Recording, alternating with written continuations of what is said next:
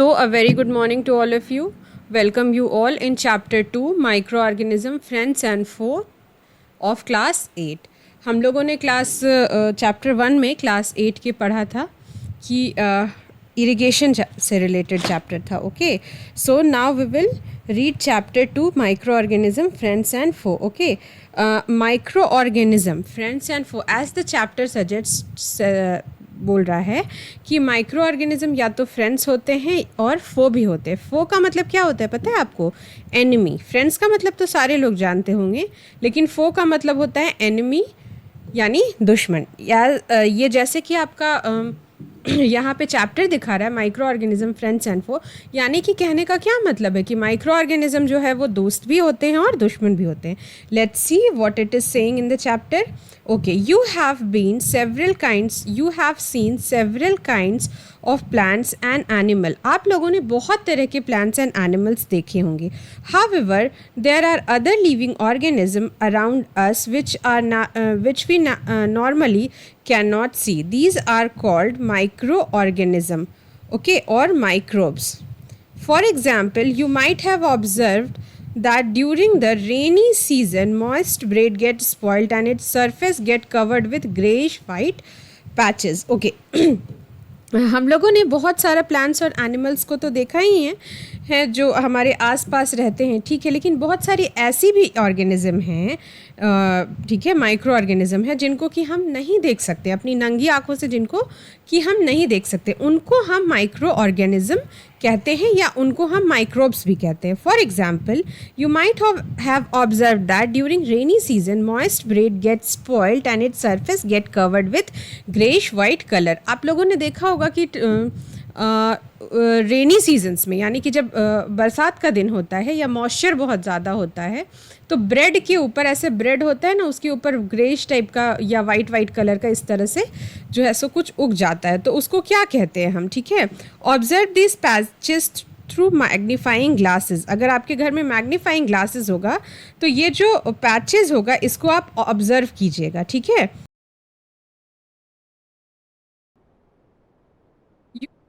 Tiny black rounded structure. Do you know what these structures are and where do these come from? क्या आपको पता है, आप जब उसको मैग्नीफाइंग ग्लासेस से देखेंगे तो आपको ब्लैक कलर का राउंड स्ट्रक्चर दिखाई देगा. तो क्या आपको पता है कि ये स्ट्रक्चर जो होते हैं इसको क्या कहते हैं और ये स्ट्रक्चर कहाँ से आते हैं?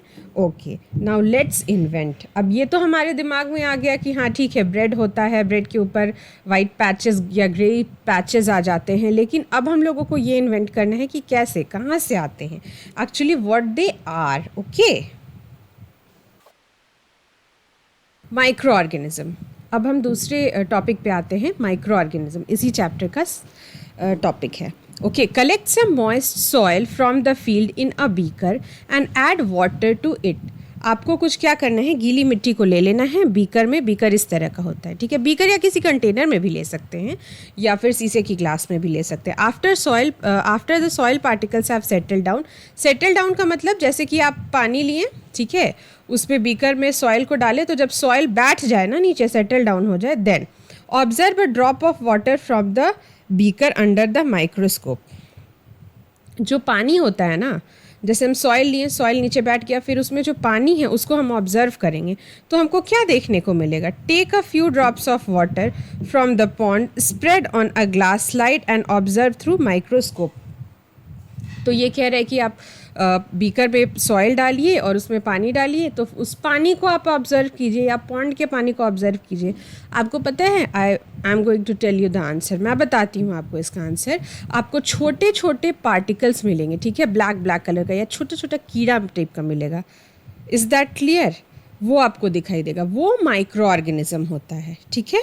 आपको ऐसे लगेगा कि इस तरह से कुछ कुछ कुछ कुछ चल रहा है, ठीक है, उसको हम लोग माइक्रो ऑर्गेनिज्म बोलते हैं. वही माइक्रो ऑर्गेनिज्म होता है जो अनएडेड आइज से हम लोग देख नहीं सकते हैं. ऐसे ऑर्गेनिज्म जिनको कि या तो मैग्नीफाइंग ग्लास से देखना होगा या किसी और चीज़ से देखना होगा. अनएडेड आइज से हम लोग उसको नहीं देख सकते हैं. These observation so that water and soil are full of tiny organism. ये ऑब्जर्वेशन हम लोगों को क्या दिखाता है कि जो हमारा वाटर है और जो हमारा सॉइल है वो सब में टाइनी ऑर्गेनिज्म होते हैं। दो not all of them fall in the category of microbes. मतलब वो सारे जो टाइनी ऑर्गेनिज्म दिखाई देते हैं वो माइक्रोब्स में नहीं आते। एक हम आपको प्रैक्टिकल एग्जांपल देते हैं। हम लोगों को घर के आसपास ना नली बहता है, ठीक है, तो नली का पानी ऐसे आपको ब्लैक ब्लैक लगेगा, लेकिन जब नज़दीक जा कर के झांकिएगा ना तो बहुत उस पानी में देखिएगा छोटे छोटे छोटे छोटे कीड़ा रहता है, ठीक है।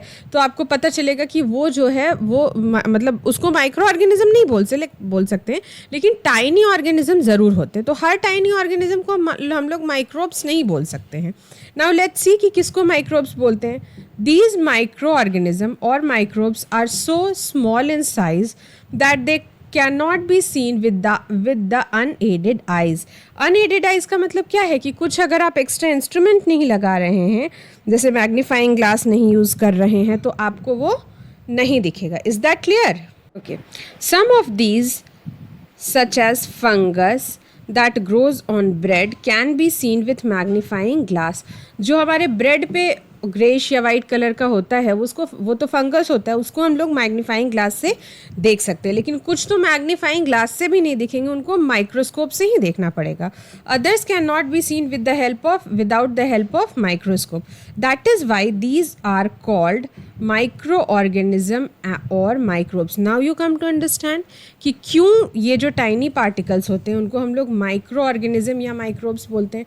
ओके, अब अगर क्वेश्चन पूछेगा आपसे what is micro organism, okay, अगर आप लोग लिखना चाहते हैं तो आप इसको लिख सकते हैं, what is micro organism, okay, और माइक्रोब्स तो किसको कहते हैं? Those tiny organism which can not be seen with the unaided eyes. Unaided मतलब अनअसिस्टेड मतलब कि जिसको कि आप मैग्नीफाइंग ग्लास या माइक्रोस्कोप का हेल्प नहीं दीजिएगा तो आप अपनी नंगी आंखों से नहीं देख सकते।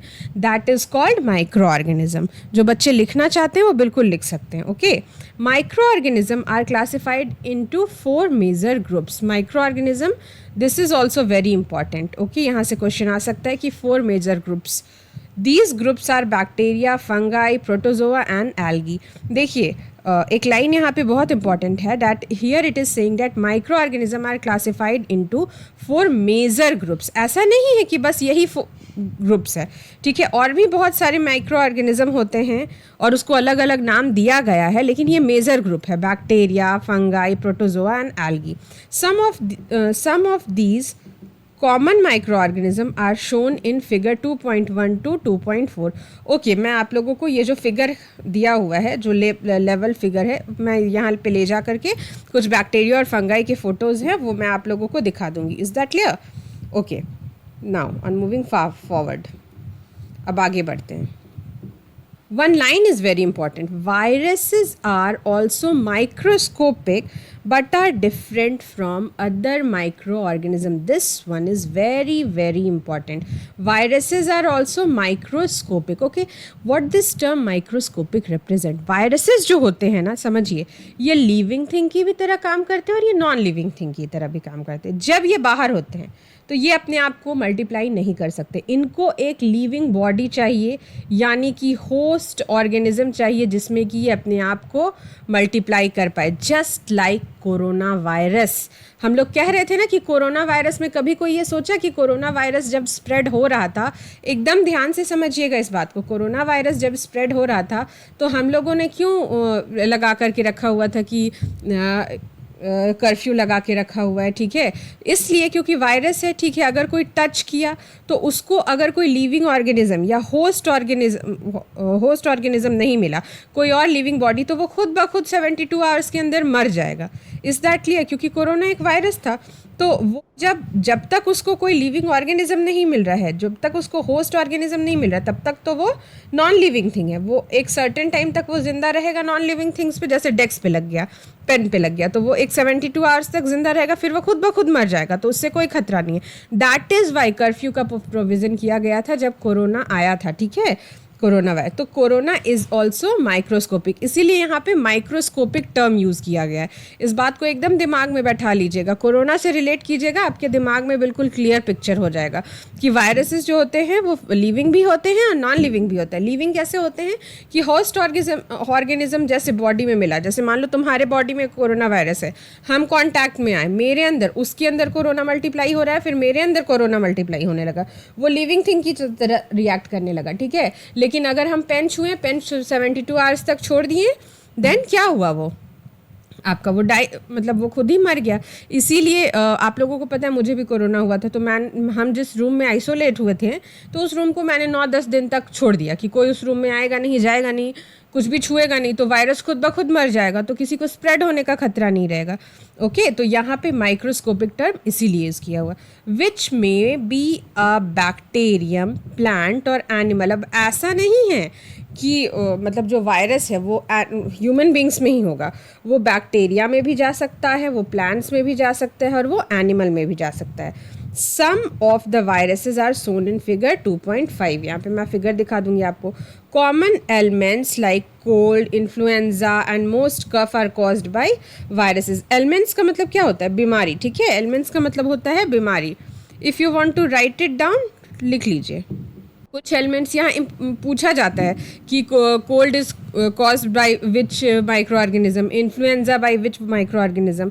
तो इसको, ये इंपॉर्टेंट है, इसको आप दिमाग में रखिएगा। Okay, that cold, influenza and cough are caused by viruses. Serious diseases like polio and chicken pox are also caused by viruses. और पोलियो और चिकन पॉक्स ये तो हो गया हल्का फुल्का बीमारी, कुछ सीरियस बीमारी भी है जैसे कि पोलियो है चिकन पॉक्स है, ये भी वायरस से ही होता है। ओके, एक और बात, आगे जब आप पढ़िएगा तो आपको एक टेबल मिलेगा कि कुछ बीमारी के नाम होंगे और सामने में दिया होगा कि विच ऑर्गेनिज्म कॉजेज दैट। ये बहुत बहुत इंपॉर्टेंट होता है, ठीक है। पेज 24 में जाइएगा ना, तो आपको एक साइड में देखिएगा ह्यूमन डिजीज़ है और कॉजेटिव माइक्रो ऑर्गेनिज्म है, मोड ऑफ ट्रांसमिशन है और प्रिवेंटिव मेजर्स हैं, ठीक है। तो ये आपका बहुत बहुत इम्पॉर्टेंट है। ओके, इस चैप्टर में सबसे इम्पॉर्टेंट बात यही है, जो सबसे इम्पॉर्टेंट जो टॉपिक है वो यही है, और जहाँ से सबसे ज़्यादा क्वेश्चंस आपका आता है कि कौन सा बीमारी किस माइक्रो ऑर्गेनिज्म से होता है। तो बिल्कुल जहाँ कहीं भी इस चीज़ का जिक्र है, बिल्कुल अटेंटिव हो जाइएगा कि ये बीमारी इस चीज़ से होता है। Okay, now diseases like dysentery and malaria are caused by protozoa. This one is also very important. Diseases जैसे dysentery होता है, malaria होता है, तो ये किससे होता है? ये प्रोटोजोआ से होता है। Whereas typhoid and TB are caused are bacterial disease. देखिए यहाँ पे 6-7 बीमारी का पता चल गया हम लोगों को। Common, okay, cold, influenza, cough by viruses, polio and chicken pox by viruses. Okay, dysentery, malaria, protozoa, typhoid, tuberculosis, bacteria. हम हमेशा ना कोड बना करके याद करने किसी चीज़ को बताते हैं, क्योंकि कन्फ्यूज़न सबको होता है। जब मैं भी पढ़ती थी तो मुझे कन्फ्यूज़न होता था, कफ को लिख देते थे बैक्टीरिया से होता है, पोलियो को प्रोटोजोआ से। देखिए इसका एकदम आप वो बना लीजिए, यहाँ पे लिखा हुआ है cold, C for cold, CIC, ठीक है। Cold, influenza, cough, okay, polio, chicken pox, CIC-PC, या फिर CCC-IP लास्ट में इसका नाम माइक्रो ऑर्गेनिज्म का। ये हमेशा याद रखिएगा कि शुरू का जो कोड है वो डिजीज़ है और लास्ट वाला जो है वो क्या है? आपका माइक्रो ऑर्गेनिज्म। तो V से कौन सा माइक्रो ऑर्गेनिज्म होता है? वायरस। तो CCC-IP वायरस से होता है, CCC-IPV ये याद रहेगा, CCC-IPV। CCC से क्या क्या? Cough, cold, chicken pox, influenza, polio, virus से होता है। नाउ कम टू प्रोटोजोआ से क्या होता है? DMP याद रहेगा, डिसेंट्री, मलेरिया, प्रोटोजोआ, ये याद रखिए। CCC-IPV, ठीक, CCC-IPV ये एक नंबर याद रखिए। DMP, डिसेंट्री, मलेरिया, प्रोटोजोआ, इससे याद रहेगा। TTB, typhoid, tuberculosis, bacteria. एक और चीज़ है इजी, C वाला जो बीमारी होता है ज़्यादातर वायरसेस से होता है, टी वाला जो बीमारी है वो ज़्यादातर बैक्टीरिया से होता है। इससे भी बहुत सारा क्वेश्चन आपका बहुत नहीं दिमाग में, जो एकदम डम्प स्टूडेंट्स हैं उनके लिए मैं बता रही हूँ। ओके, तो इस चीज़ को याद रखिएगा। ये 3 जो आपका अभी तक जितने बीमारी अभी हम लोग पढ़े उतना में आया। तो और ये याद रखिएगा कि लास्ट में जो टर्म हम यूज़ कर रहे हैं अल्फ़ाबेट का, वो हम माइक्रो ऑर्गेनिज्म के लिए यूज़ कर रहे हैं। Is that clear? देखिए, ये बैक्टीरिया है। बैक्टीरिया का पिक्चर का डिस्कशन हुआ था ना ऊपर में, ऊपर वाले पैराग्राफ में, कि फिगर 2.1 में कुछ बैक्टीरिया के फ़ोटो हैं। तो ये मैग्नीफाइंग ग्लास या माइक्रोस्कोप जिससे भी लिया हुआ हो, ये कुछ बैक्टीरिया के पिक्चर्स हैं। ओके, अब हम लोग देखते हैं कुछ वायरसेस होंगे। प्रोटोजोआ है, एल्गी है, देखिए यहाँ पे ये क्लैमाइडोमोनस है और स्पाइरोगेरा है, ये एल्गी है। ठीक है, एमीबा है, पैरामीशियम है, ये प्रोटोजोआ है। ओके, आप ये सब नाम याद रख लीजिएगा कि एग्जाम्पल्स में गिव 2 एग्जाम्पल्स का, लाइक आपका क्वेश्चन आ सकता है कि give 2 examples of protozoa, then amoeba and paramecium are the examples. Okay, आपको याद रखना होगा, थोड़ा इसको याद रखिएगा, यहाँ से क्वेश्चंस पूछ सकता है आपका। ओके, फंगाई का नाम, then bread mould, penicillium and Aspergillus. Okay, these are the names of fungi. Okay, now till now what we have read, अभी तक हम लोगों ने क्या पढ़ा कि what are microorganism, what are the major classifications of microorganism. Now what are the diseases, some diseases caused by microorganisms. So now moving forward we will study where do microorganism live, कि ये microorganism जो होते हैं वो रहते कहाँ हैं आखिर।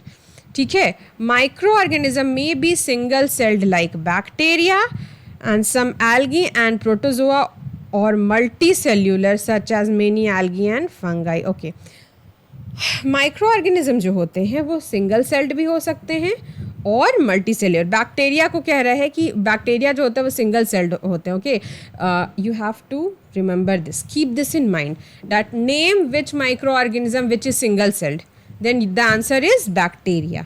Okay, name of 2 micro organism which are multi cellular और फाइंड इन कॉलोनीज। आगे आपको पता चलेगा कि कॉलोनीज में कौन कौन से रहते हैं माइक्रो ऑर्गेनिज्म। तो उसका आंसर क्या होगा, algae and fungi. They live in all types of environment. जो माइक्रो ऑर्गेनिज्म होते हैं वो हर तरह के इन्वायरमेंट में होते हैं, लेकिन एक बात याद रखिएगा, माइक्रो ऑर्गेनिज्म हर तरह के इन्वायरमेंट में होते हैं, लेकिन रैपिडली ग्रो करने का कहीं कहीं जो होता है वो आपको बोलते हैं ना फेवरेबल सिचुएशन और अनफेवरेबल सिचुएशन, ये हमेशा होता है। ठीक है, माइक्रो ऑर्गेनिज्म को वो रहेगा, गर्मी में भी रहेगा, ठंडा में भी रहेगा, बरसात में भी रहेगा, लेकिन एक बात हमेशा याद रखिएगा कि एक फेवरेबल कंडीशन होता है माइक्रो ऑर्गेनिज्म के लिए, एक अनफेवरेबल कंडीशंस होता है। ओके, जैसे कि गंदगी में, जमा हुआ पानी में, ये सब में बहुत ज़्यादा माइक्रो ऑर्गेनिज्म जल्दी रैपिडली ग्रो करते हैं, और ड्राई में जहाँ सनलाइट पड़ता है, जहाँ गर्मी होता है वहाँ। इसीलिए जब कोरोना था तो हम लोग क्या करते थे, दही नहीं खाते। दही तो खाने के लिए अच्छा होता है, लेकिन दही क्यों मना करते थे, क्यों गर्म पानी पीते थे। ठीक है, विटामिन सी का ज़्यादा इंटेक क्यों करते थे हम लोग, फ्रूट जूस क्यों मना करते थे, क्योंकि एक होता है फेवरेबल कंडीशन जो उसको जल्दी ग्रो नहीं करने देगा, और एक मतलब फेवरेबल कंडीशन जिसमें कि वो बहुत जल्दी जल्दी ग्रो करेगा, और एक होता है अनफेवरेबल कंडीशन जिसमें कि वो उतनी जल्दी से रैपिडली ग्रो नहीं करेगा, उसका ग्रोथ रेट कम होगा, बट वो रहते हर कंडीशन में। Okay, ranging from ice cold climate to hot spring and deserts to marshland. Okay, marshland. They are also found inside the bodies of animals including humans. Yes, of course, microorganism जो होते हैं हमारे body में भी पाए जाते हैं. Some microorganism grow on other organism while others exist freely. कुछ microorganism होते हैं जो कि freely grow करते हैं, और जो कुछ होते हैं वो अदर ऑर्गेनिज्म पे ग्रो करते हैं. फॉर एग्जाम्पल आपका अदर ऑर्गेनिज्म पे कौन सा ग्रो करता है, वायरस. इसको याद रखिएगा. Name the micro organism which grow on other organism which need a host organism to grow. Okay, तो इसका आंसर क्या होगा, वायरस. और इसीलिए वायरस ना खुद को बाकी सारे माइक्रो ऑर्गेनिज्म से अलग बनाता है. जैसे देखिए आप सारे माइक्रो ऑर्गेनिज्म के बारे में पढ़, लेकिन वायरस का एक डेफिनेशन अलग से है ना, एक माइक्रोस्कोपिक टर्म आया वायरस के लिए. तो that is the reason behind it. Micro organism and us, यानी कि हम लोग और माइक्रो ऑर्गेनिज्म.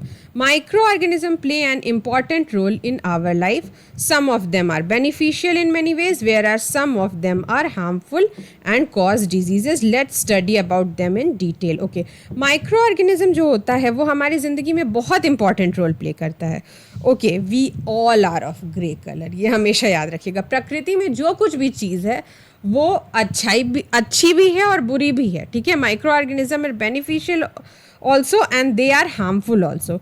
माइक्रो ऑर्गेनिज्म हम लोगों के लिए बेनिफिशियल भी है, बहुत जगह पे हेल्पफुल है, जो कि हम लोग का हेल्प करता है, और बहुत जगह पे हार्मफुल भी है.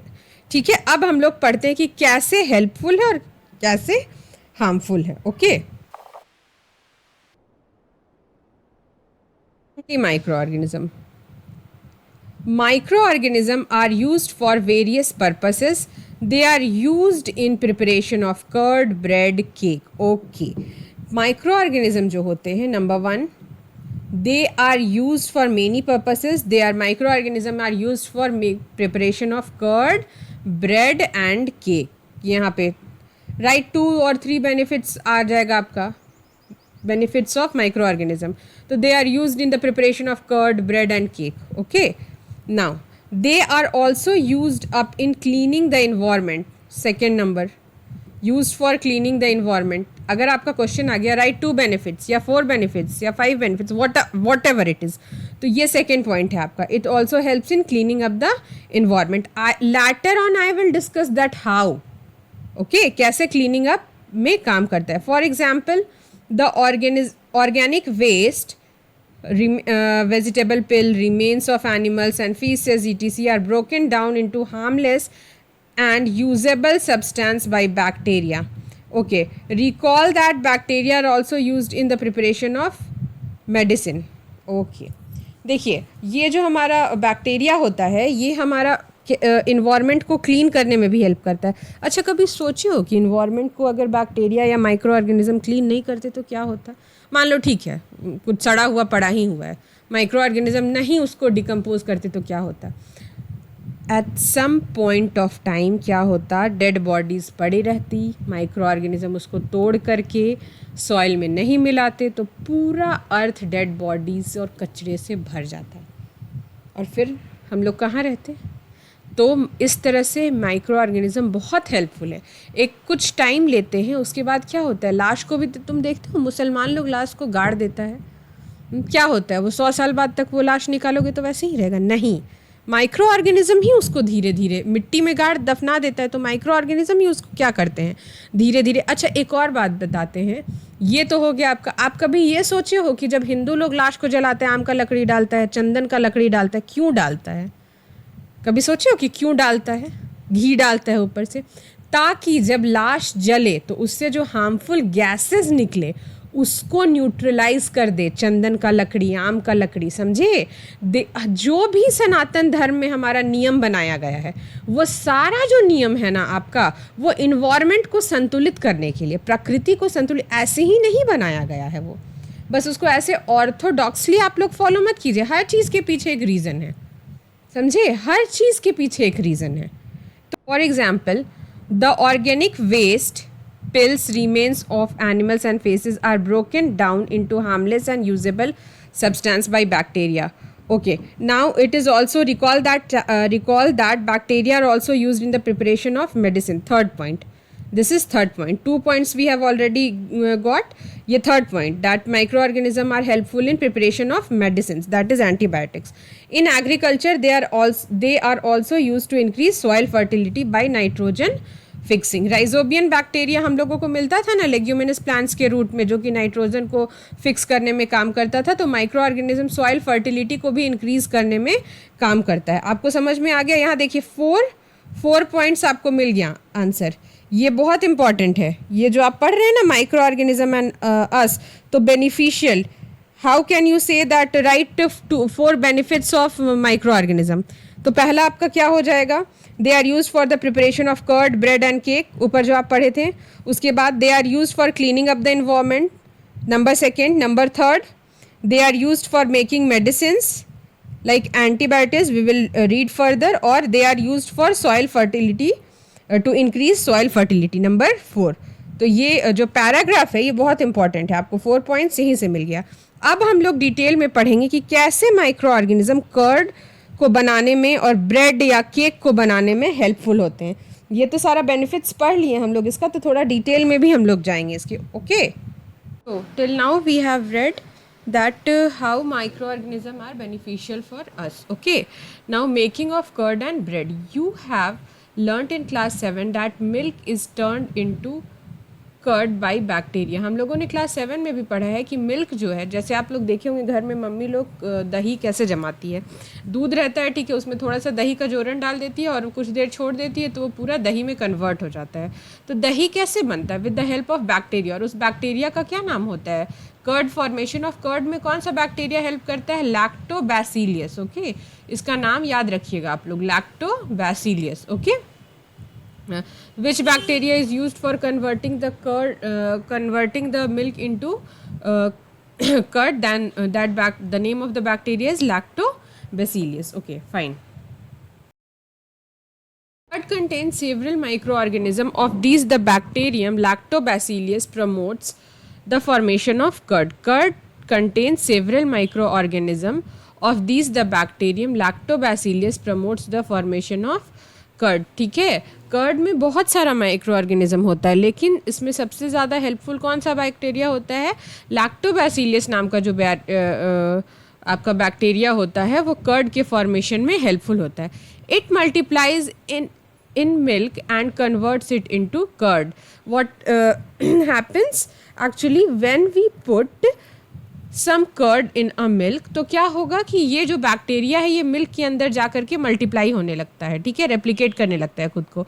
और ये सब को जब मतलब लैक्टोबैसिलियस बढ़ जाता है पूरी तरह से, तो वही वो आपका दही बन जाता है। बैक्टीरिया और also involve in making of cheese, pickles and many other food items. This one is important and you can get a question over here that bacteria is involved in making of which food items. Okay, या फिर इस तरह से भी question पूछा जा सकता है कि name 2 food items which can be made with the help of bacteria. So the answer will be pickles and cheese.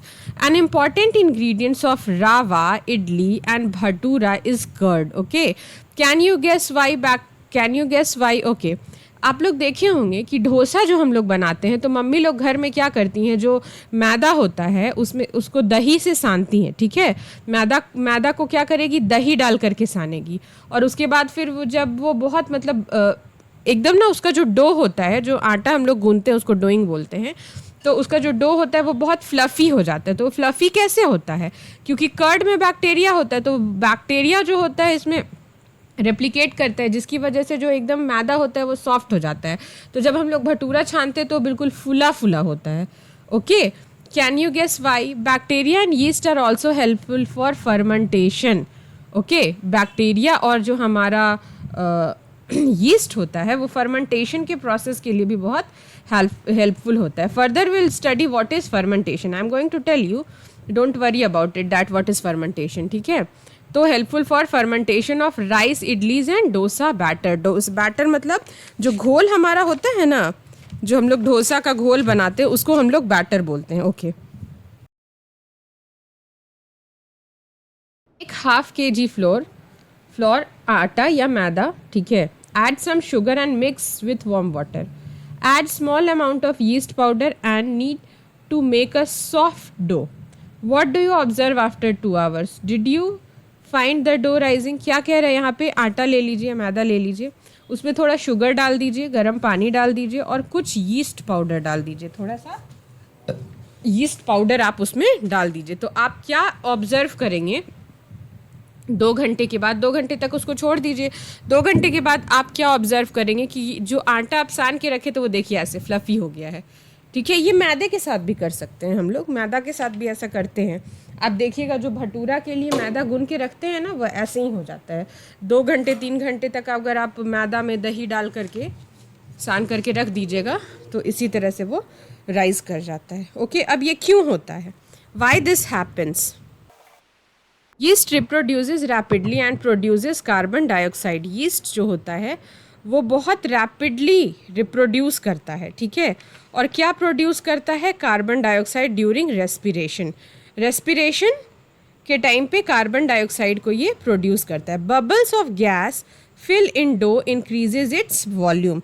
जो बबल्स होता है, ठीक है, जो बबल्स होता है आपका गैस में, वो डो को इंक्रीज करता है जिससे कि वो फुल जाता है, उसका वॉल्यूम इंक्रीज कर जाता है। This is the basis of use of yeast in baking industry of making bread, pastries and cakes. ये जो होता है, इसी बेसिस पे हम लोग बेकिंग इंडस्ट्री में ब्रेड भी बनाते हैं, पेस्ट्रीज भी बनाते हैं और केक भी बनाते हैं। केक भी देखते हो तुम लोग, बहुत फ्लफ़ी होता है, एकदम सॉफ्ट सा होता है। हम लोग चाकू से उसको कट कर देते हैं तो उसमें भी यीस्ट पाउडर डाला जाता है। ब्रेड्स भी जो फ्लफ़ी होता है वो यीस्ट ही डाल करके उसको हम लोग उस तरह से यूज़ करते हैं। Okay, now come to the topic commercial use of micro organism. अब ये तो हो गया आपका कि हम लोग खाने पीने में, फूड आइटम्स में कैसे उसको यूज़ करते हैं, कर्ड और ब्रेड कैसे बनाते हैं। अब उसका कमर्शियली कैसे यूज़ करते हैं। ओके, कमर्शियली हम इसको कैसे यूज़ करते हैं। Micro organism are used for the large scale production of alcohol, wine, acetic acid. Okay, एक सुझाव है कि ये जो कमर्शियल यूज़ आप लोग देख रहे हैं ना, इसको प्रैक्टिकल मत कीजिएगा, बस देखिएगा, ठीक है। सुन लीजिए, समझ लीजिए कैसे होता है। देखिए, एक बात समझिए, आप लोग सुने होंगे हड़िया। हड़िया वर्ड सुने हो ना? जो रांची से थोड़ा दूर पे है, लोहरदगा, गुमला तरफ बहुत ज़्यादा चावल होता है, ठीक है। चावल को सड़ा दिया जाता है, ठीक है। उसमें माइक्रो ऑर्गेनिज्म जब सड़ जाता है तो क्या होता है, यीस्ट उसमें प्रोड्यूस होता है जिससे कि अल्कोहल और वाइन बनता है, ठीक है। वो नशा। अच्छा, एक और चीज़ तुम लोग ध्यान से देखिए, ध्यान देना, बासी चावल खा लोगे ना, बहुत नशा टाइप का लगता है, बहुत अच्छा नींद आएगा, ठीक है। तो अल्कोहल का क्या काम होता है? नशा ही ना। तो वो माइक्रो ऑर्गेनिज्म की वजह से सुस्त कर देता है बॉडी को, ठीक है। वाइन जो होता है उससे भी नींद। अल्कोहल क्या करता है? बेसिकली बॉडी को सुस्त कर देता है हमारे, ठीक है। तो अल्कोहल के प्रोडक्शन में भी हम लोगों को माइक्रो ऑर्गेनिज्म का बहुत यूज़ होता है। फिर एसिटिक एसिड, जो सिरका होता है, सिरका भी जो होता है वो माइक्रो ऑर्गेनिज्म से ही, यीस्ट से ही बनता है। Okay, for this purpose yeast is grown on natural sugar present in grains like barley, wheat, rice, crust fruit juices. और इस पर्पस से क्या होता है कि जो नेचुरल शुगर होता है, एक तो हमारा आर्टिफिशियल शुगर होता है जो हम लोग यूज़ करते हैं, और एक आपका नेचुरल शुगर होता है। ओके, वो हम लोग क्या करते हैं कि ग्रेन्स में, जैसे बार्ले में, वीट में, राइस में और क्रश्ड फ्रूट जूसेस में आपको पाया जाता है। इसीलिए देखते हो शुगर वाले लोगों को मना करते हैं कि ज़्यादा चावल नहीं खाना है, बोलते चपाती खाइए, क्योंकि उनमें नेचुरल शुगर पाया जाता है। Okay, now we will study, I have told you earlier also, one term has been used, what is fermentation. Fermentation यहाँ पे है। इससे पहले फर्मेंटेशन को डिस्कस करने से पहले I would like to define fermentation. Fermentation is the process of food processing in which sugar is converted into alcohol by the action of micro organism. ये एक बार जो बच्चे लिखना चाहते हैं वो लिख सकते हैं, बहुत अच्छे तरीके से इसमें डेफिनेशन नहीं दिया हुआ है। Fermentation is the process of food processing. Fermentation is the process of food processing in which sugar is converted into alcohol by the action of microorganism. Fermentation किसको कहते हैं? ये एक प्रोसेस होता है जिसमें जो शुगर होता है ना, वो अल्कोहल में कन्वर्ट हो जाता है। जो हमारा शुगर होता है वो अल्कोहल में कन्वर्ट हो जाता है with the help of whom? With the help of micro organism. Okay, I think some activity is given over here and we have skipped that. Okay, आ जाइए आप यहाँ पे, ये blue box में। Okay, now we'll study. Take a 500 ml beaker filled up 3/4 with water. Dissolve 2-3 teaspoons of sugar in it. Okay, add half a yeast powder to the sugar solution. Keep it covered in warm place for 4 or 5 hours. Now smell the solution. Can you get this smell? Okay, क्या कह रहा है? पानी लीजिए, okay, और उस पानी में आप 2 से 3 चम्मच शुगर डाल दीजिए, फिर उसमें यीस्ट डालिए, ओके, और उस सॉल्यूशन को गर्म जगह पे 4 से 5 घंटे तक रख दीजिए। अच्छा, एक और बात तुम लोग देखी हो, दही भी हम लोग जमाते हैं तो जानते हो ठंडे जगह पे दही जल्दी नहीं जमेगा, गर्म जगह पे जो है सो वो दही बहुत जल्दी जल्दी जो है सो वो ये होगा, क्योंकि जल्दी सड़ेगा ना कोई चीज़ टेम्परेचर से, that is why. Can you get a smell? This is the smell of alcohol as sugar has been converted into alcohol by yeast. Okay, ये जो आपको बहुत खट्टा खट्टा टाइप का महकेगा। अच्छा, एक चीज़ हमेशा नोटिस किए होगे तुम लोग कि करीब करीब हर जो अल्कोहल होता है, वाइन हो गया, विस्की, वोडका, आप तुम लोग बोलोगे मैम भी क्या बता रही हैं टाइप्स ऑफ अल्कोहल, तो टेस्ट मत करने लग जाना, बस समझो, ठीक है। तो ये जो आपका स्मेल होता है अल्कोहल का, वो सबका एक जैसा होता है। क्यों? क्योंकि शुगर जो होता है ना, यीस्ट की हेल्प से कन्वर्ट हो जाता है अल्कोहल में। This process of conversion of sugar into alcohol is called fermentation. Okay, यहाँ पे बहुत क्लियर नहीं दिया है, the process of conversion of sugar into alcohol दिया हुआ है, लेकिन इसमें एक और लाइन ऐड कर लोगे, with the help of micro organism, ठीक है, with the help of micro organism, that will be more clearer. वो जब आप लिखिएगा तो वो ज़्यादा क्लियर होगा। Okay, now we will study medical use of microorganism. Earlier also I have told you that antibiotics देते हैं, और कुछ antibiotics तो हम किसकी हेल्प से बनाते हैं? बैक्टीरिया के हेल्प से बनाते हैं। Whenever you fall ill, the doctor may give you some antibiotic tablets. जब भी आप बीमार पड़ते तो डॉक्टर आपको कुछ एंटीबायोटिक टैबलेट्स देते होंगे, कैप्सूल देते होंगे, इंजेक्शन देते होंगे। एक एग्जाम्पल है penicillin. Okay, the source of this medicine is micro organism. इसका जो सोर्स होता है कुछ एंटीबायोटिक्स का, वो माइक्रो ऑर्गेनिज्म होता है। दीज मेडिसिन किल और stop the growth of disease causing micro organism. Such medicine are called antibiotics. Okay, now what is antibiotics? The medicines that kills and stop the growth of disease causing micro organism. जो disease cause करता है, ऐसे micro organisms जो हम लोगों को बीमार करते हैं, डिजीज़ कॉज करते हैं, उस मेडिसिन को हम लोग एंटीबायोटिक्स बोलते हैं। These days a number of antibiotics are being produced from bacteria and fungi. और आजकल बहुत सारे एंटीबायोटिक्स बैक्टीरिया और फंगाई के हेल्प से यूज़ करते हैं। Streptomycin, tetracycline and erythromycin are some of the examples of it. ये कुछ एग्जाम्पल्स है, आप एग्जाम्पल्स याद कर लीजिएगा 2-4, जैसे टेट्रासाइक्लिन है, सेप्ट्रोमाइसिन या इथीरोमाइसिन, ये पेनिसिलिन, ये याद करके रखिएगा, क्योंकि एग्जाम में ऐसे पूछ सकता है कि नेम टू मेडिसिन या antibiotics which is helpful, which is name two name of two medicine which are made with the help of bacteria. Okay, तो आपको एग्जाम्पल देना पड़ेगा, तो ऐसे याद रखिएगा। एक जब कोरोना हुआ था तो एक दवाई बहुत ज़्यादा चल रहा था, डॉक्सीसाइक्लिन या डॉक्सोमैक्स, सुने होंगे। वो एक टाइप का बैक्टीरिया ही था, समझे। डॉक्सोमैक्स हमेशा हर डॉक्टर दे रहा था, तो वो एक टाइप का बैक्टीरिया ही था। Okay, are some of the commonly known antibiotics which are made from fungi and bacteria. ये जो नाम था आपका tetramycin and these are erythromycin, these are some commonly known antibiotics which are made with the help of whom? Fungi and bacteria. The antibiotics are manufactured by growing specific type of microorganism and are used to cure a variety of disease. देखिए, हर तरह का जो micro organism होता है ना, वो जैसे हर तरह का माइक्रो ऑर्गेनिज्म, हर तरह का बैक्टीरिया आपका नाइट्रोजन फिक्सेशन नहीं करेगा, वो राइजोबियम बैक्टीरिया ही करेगा आपका, ठीक है। लैक्टोबैसिलियस होता है, वही आपका दही जमाएगा। तो एक स्पेसिफिक टाइप का माइक्रो ऑर्गेनिज्म होता है, स्पेसिफिक टाइप का बैक्टीरिया और फंगी होता होगा, जो कि आपका ये एंटीबायोटिक्स या ये दवाई जो है बनाने में काम करता होगा। Antibiotics are even mixed with the feed of livestock and poultry to check the microbial infections in the animals. So यहाँ पे आपको एक indirect question मिलता है कि how microbial infection is checked in animals.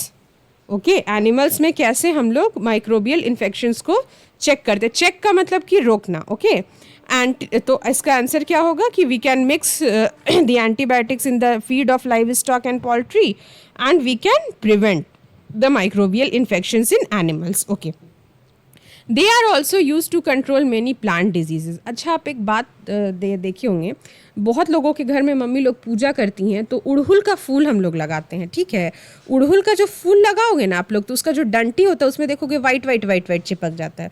और फिर जो फूल होगा ना उड़हुल का, तो उसका पांचों पंखुड़ी बराबर नहीं होगा, एक पंखुड़ी छोटा होगा, एक पंखुड़ी बड़ा होगा। तो जाओगे तो खेत वाला दुकान में बोलोगे कि उड़हुल का फूल सड़ रहा है, या फिर जो हम लोग कद्दू वद्दू लगाते तो वो लोग स्प्रे देगा, ठीक है।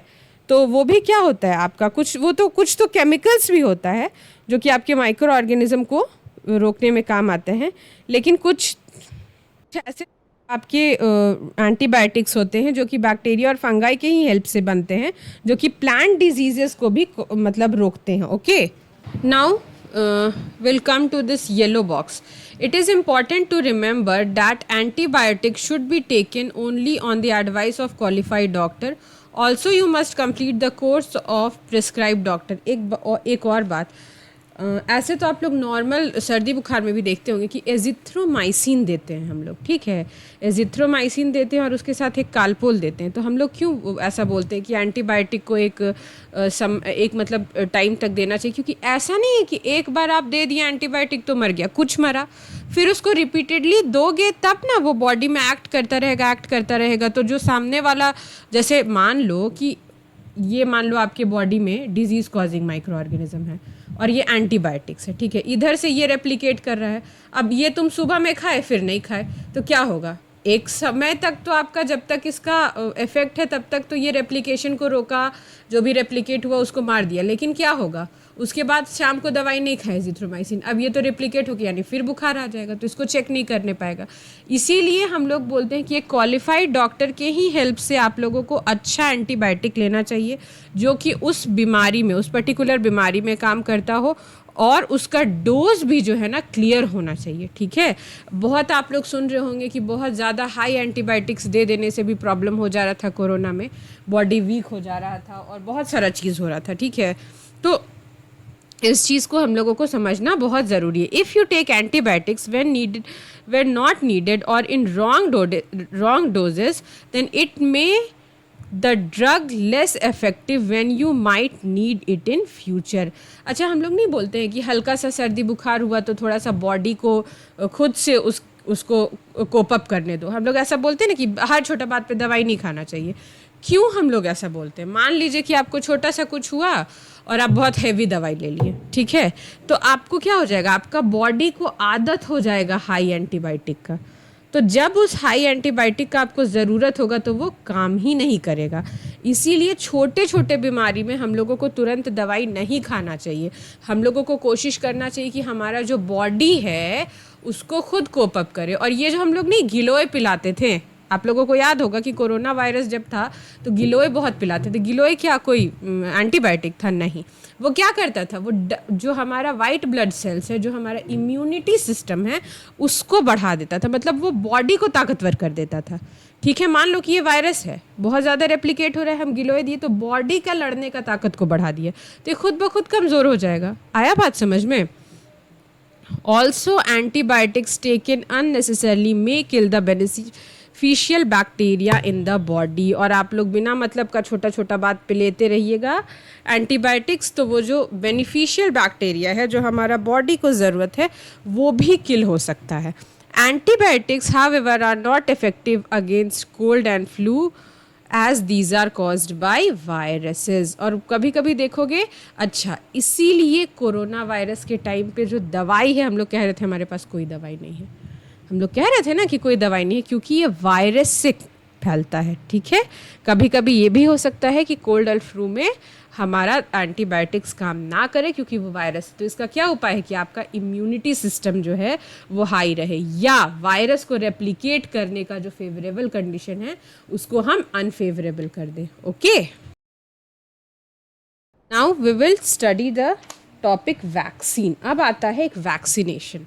ये तो आप लोगों को हम माइक्रो ऑर्गेनिज्म पढ़ा रहे हैं, पर कोरोना का एपिसोड तो पूरा आप लोगों के दिमाग में होगा कि कोरोना कैसे हुआ, कैसे लोग मर रहे थे, फिर कैसे वैक्सीन आया, ठीक है। तो देखिए corona okay, now when a disease carrying microbes enter our body, the body produces antibodies to fight the invader.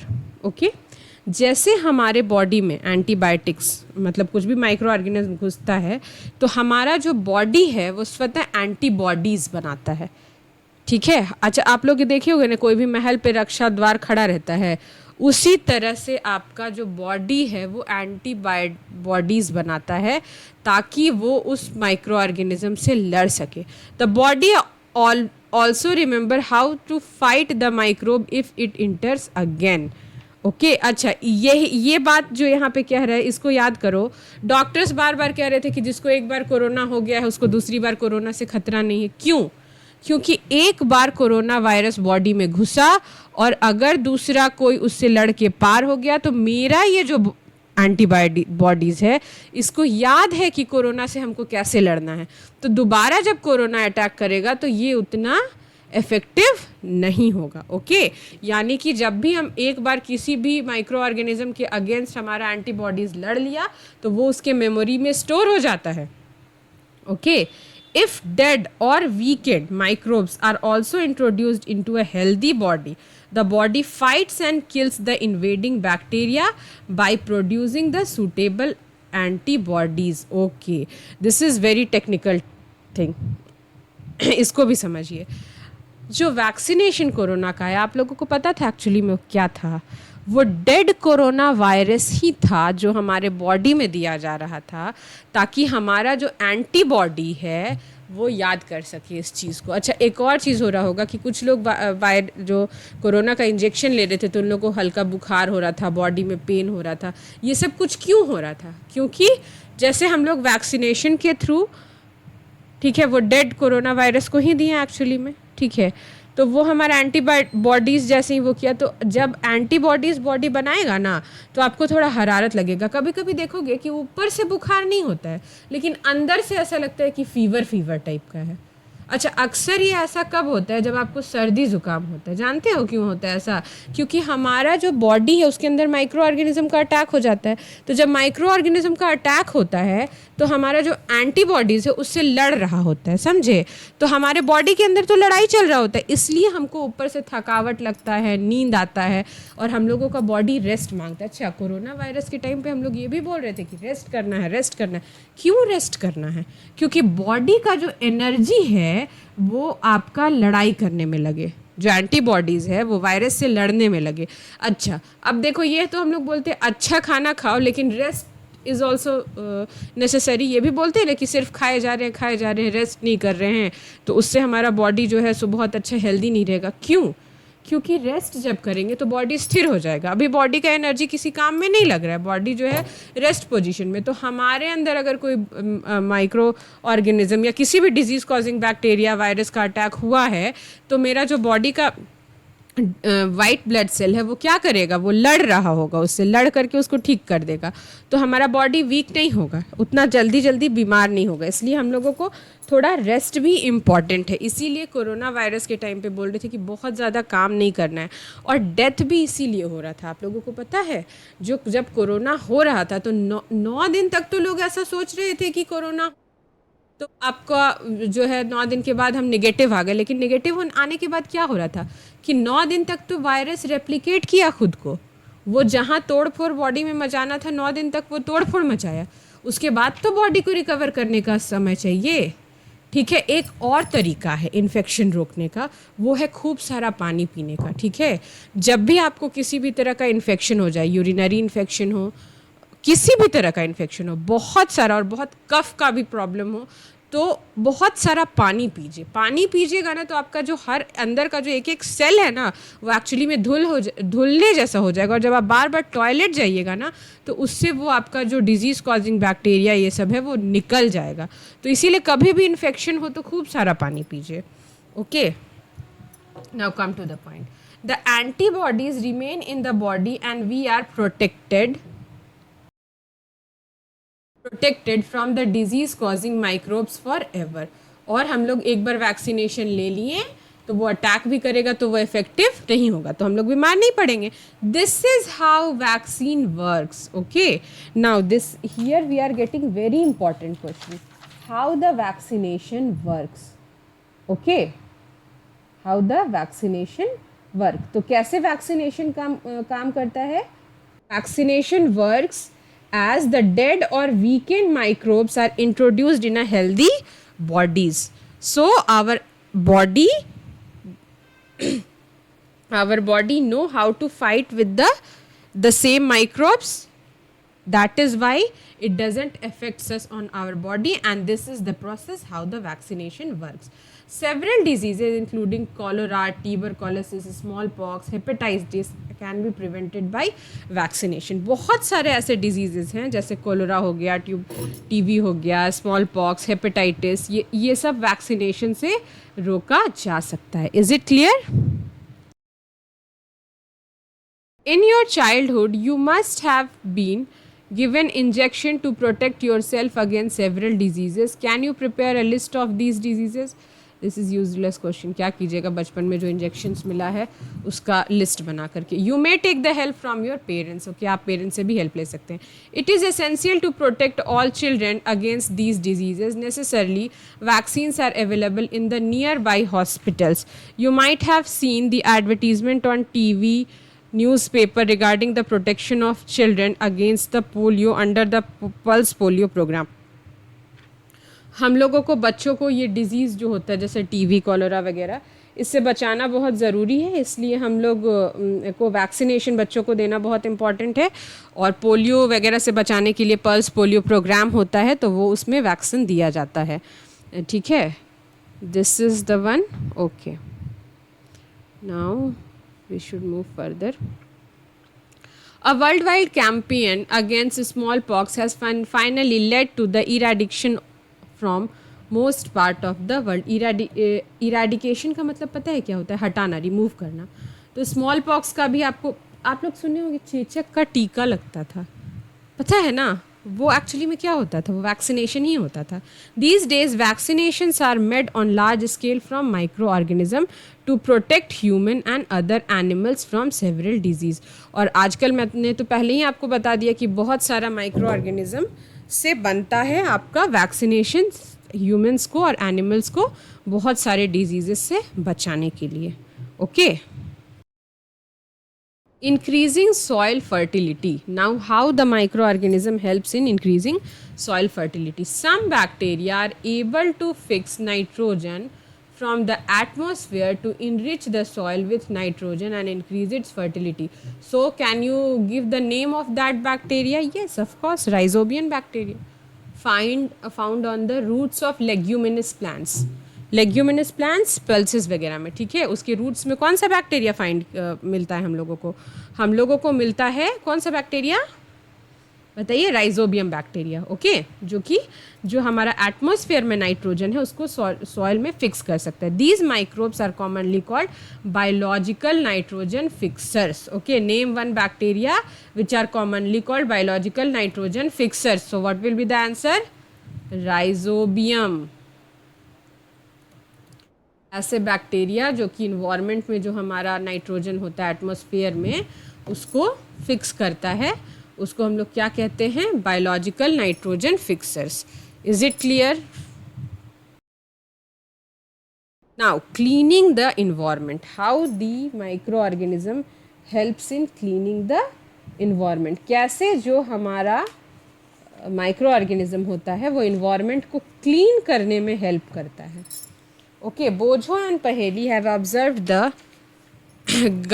school gardener making manure. Along with their friends, they collected wastes of plant, vegetable, fruits from nearby houses and gardens. They put them in a pit meant for waste disposal. After some time, it decomposed and got converted to manure.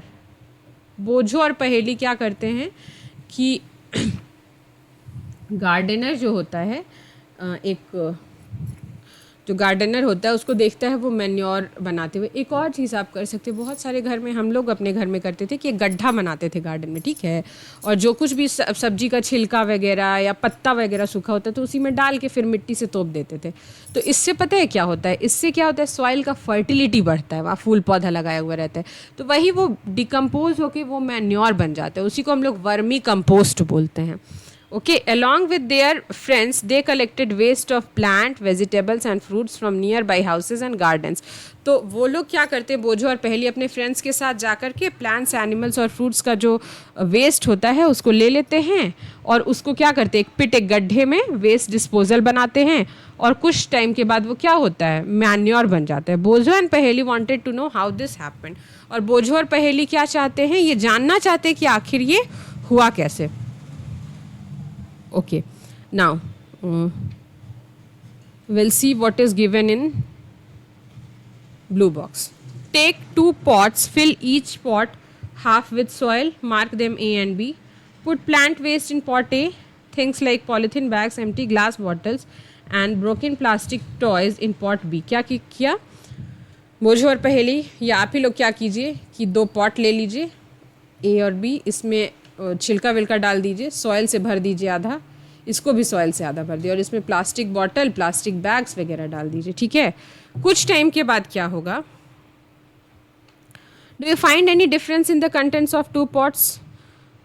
If so what is the difference? क्या आप कुछ difference पाएँ ये दोनों में? जब observe किए 3-4 weeks के बाद उसको देखें पॉट्स को, तो क्या ऑब्जर्व किए, तो क्या हम लोगों को मिला? You will find that plant waste in pot A has been decompose. जो प्लांट्स का वेस्ट था ना, छिलका वगैरह, वो डिकम्पोज हो गया है, वो मिट्टी में मिल गया है. और जो प्लास्टिक बॉटल्स और प्लास्टिक का बैग्स है वो ऐसे ही रह गया. ठीक है, क्यों? क्योंकि जो माइक्रो ऑर्गेनिज्म है वो उन पे एक्ट नहीं कर पाए. इसीलिए हम लोगों ने जो प्लास्टिक का यूज़ है, प्लास्टिक बॉटल्स, प्लास्टिक का जो पॉलीथीन है, उसको हम लोग, उसका जो यूज़ है उसको मना किए थे, क्योंकि वो तो डिकम्पोज होता नहीं है और वैसे ही पड़ा रहता है, फिर वो हार्मफुल होता है, तो हमारे इन्वायरमेंट को बहुत उससे हार्म होता है. That is why we have there is one companion. और अभी भी आप बड़े शहरों में देखिएगा कि पॉली बैग्स नहीं देते हैं वो लोग, ये क्या देते हैं, डिग्रेडेबल चीज़ें, जैसे कि आपका पेपर बैग हो गया वो देंगे, या फिर बोलेंगे झोला लेके घर से आइए. ठीक है, कॉटन कपड़े का, तो क्योंकि वो उस पर तो माइक्रो ऑर्गेनिज्म एक्ट नहीं कर पाते, वो जैसा है वैसा ही रहेगा, फिर उसका तो कोई वैसा यूज़ नहीं रहेगा. That's why the plant waste has been converted into manure by the action of microbes. Okay, जो प्लांट का जो वेस्ट है उस वो मैन्योर बन चुका है. कैसे? क्योंकि उस पर माइक्रो ऑर्गेनिज्म एक्ट किए तो वो मैन्योर बन गया है.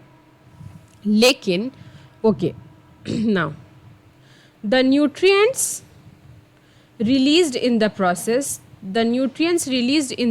can be used by the plants again.